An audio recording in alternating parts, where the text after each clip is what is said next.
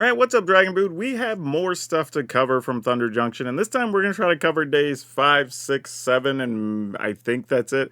But there wasn't that much over the weekend, and not too big of a surprise because we had a bunch last week, but let's get into what we do have. I haven't been covering a lot of the commons, but there are more deserts. We saw a lot more of these today, and this one actually lets you choose any color, which is pretty cool. I don't know if it's going to solve any particular problems for decks, but something I thought was worth noting. However, this desert is also a common, and I think this Conduit Pylons is actually possibly one of the best ones.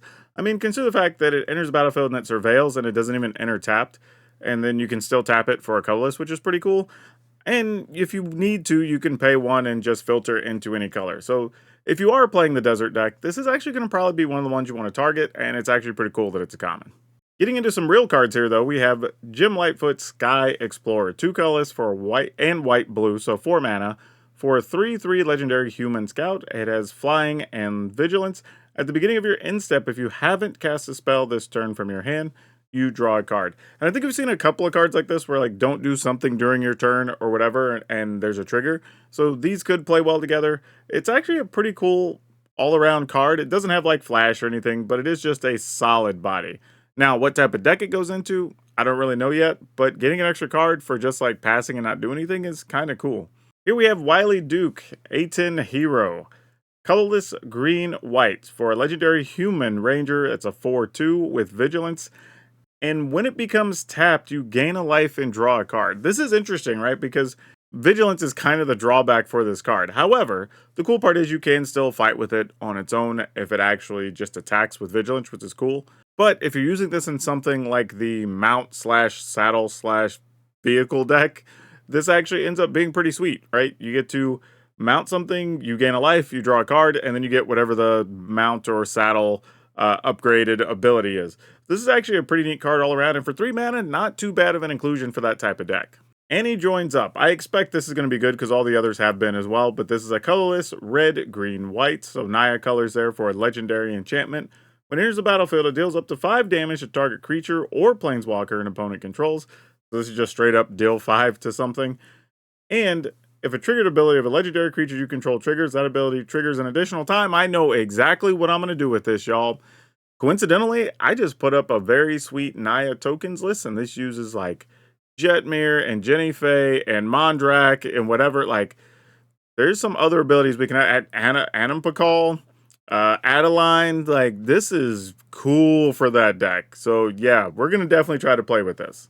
We have another spree card here, Return to Favor. By the way, side note, we missed a chance to call spree cards conjunctions, which would have been awesome to fit all the other jokes we have in this set, and it even would fit with what the card does. So R&D, shame on you, we missed an easy joke. Anyway though, Return the Favor. It's red plus. You can pay an extra 1 to copy target instant spell, sorcery spell, activated ability, or triggered ability, and you may choose new targets for the copy, or you can pay an additional 1, change the target of spell or ability with a single target. This is kind of fun, right? Because you can pay 4 mana to copy a spell and change the target like twice. So that's kind of interesting. So you can change the target of a thing and then copy a thing and have a new target. So you can have their spell target 2 things for 4 mana, effectively.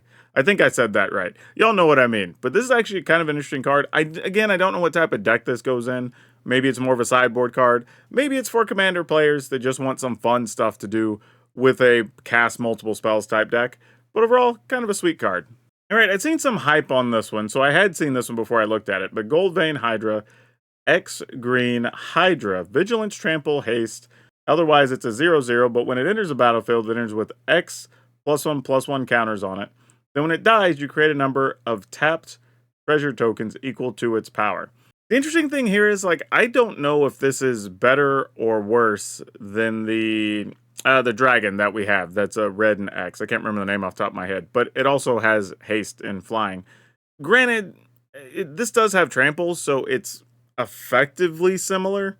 However, if your opponent does have 3/4 blockers or some 1/1s or something, then you're kind of paying, let's say, 6-7 mana to just attack in, kill one of their creatures, or maybe even 2 of their creatures, and then just get some treasure. Which, not that like getting treasure's that big of a downside, obviously, it's actually a positive. But if you just play the dragon, then you just attack for the full 5 or 6 or whatever it is and possibly kill your opponent or kill them on the next turn. But I think this is a neat card. I know Hydras is a popular creature type with players. Other Hydras sell well. Other haste Hydras have actually been played in some of the older formats. Thinking of Mistcutter Hydra, I think because it's also protection from blue and has haste and the protection for blue, and then can put X counters on it. This actually has vigilance, which is an upside if you are stuck in just a back and forth creature battle, right? You can just say, you know what, fine, I'll just make it big, I'll attack you, chump block, whatever, I still have a blocker. And that's where this probably succeeds. But overall, it is a lot attached to this card, because even early in the game, if you just do this for a 3/3 or a 4/4, because it does scale up as the game goes on, like that is still some value. So nothing to really turn your nose up at here. And with Trample, it is hard for the opponent to block with little tokens. And additionally, which is still an upside in standard here, it can usually punch past the token that's going to be sitting out there with the Wandering Emperor, and won't be susceptible to a Wandering Emperor because it has vigilance.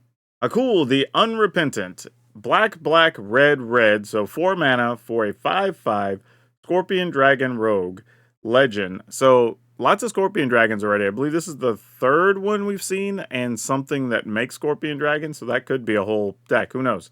But it has flying and trample. Sacrifice 3 other creatures. You can put a creature card from your hand onto the battlefield. Activate only as a sorcery and only once each turn. I mean, I like the fact this has flying trample, 5/5 for 4. I don't know how often we'd use that other ability. I mean, there's a bunch of ways to play things that make tokens, and maybe you just play this in the sacrifice deck. But the problem I'm feeling here is, what deck am I playing where I'm going to be making a bunch of tokens early, and then also have some really big or expensive flashy things that I want to get into play for free? I think I'd have to put more thought into what deck this goes into, but otherwise, it is just a big, sizable body for 4 mana, and since we have so many multi-lands, this could just be coming down on turn 4 fairly regularly. We got Sandstorm Verge. Here's another desert. It's tapped for a colorless, so it doesn't come into play tapped. 3 colorless and tap it. Target creature can't block this turn. Activate only as a sorcery. This is fun because it can either take away a blocker your opponent was planning to have, or take away their biggest thing so you don't lose something in combat. Not sure how many of these you would play, but a couple of them, if you are playing the desert deck, would make some sense. Yeah, not too bad. Short one a day. Wasn't a ton of cards, like I said, over the weekend. I expect we're going to see a lot more here on Monday, Tuesday, Wednesday this week before we get the final preview list at the end of the week. There are a bunch of commons out there, so I may do a stream here in the next couple days if y'all want to talk about different cards or even deck ideas based around Thunder Junction. So keep an eye out for that. I may get that scheduled in the next couple days or so. But otherwise, let me know. Did you like a particular card today? Are you looking forward to building with any of these? Or do you think any of the ideas or anything I said today are just crazy? Let me know. I like the discussion. I'll link you to the other ones so you can catch those other previews. But that's all I have for you for now. We'll see you next time.